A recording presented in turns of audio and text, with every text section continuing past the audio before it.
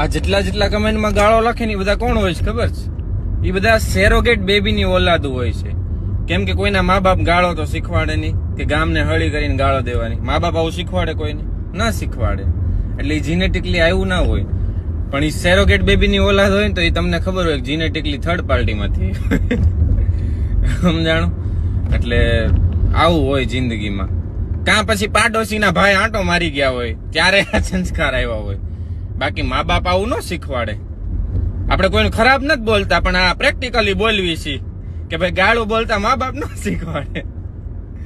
બેન ચીસ મને આવી વેજીટેરિયન ગાળ શીખવાડી, ભાઈ બેટા બેન તો એવું નહીં બોલવાનું, બેન ચીસ બોલવાનું. ઇટ્સ પ્રોફેશનલ વેજીટેરિયન ગાળી.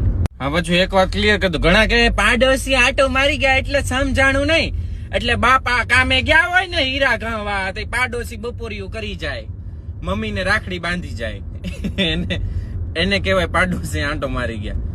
બુદ્ધિ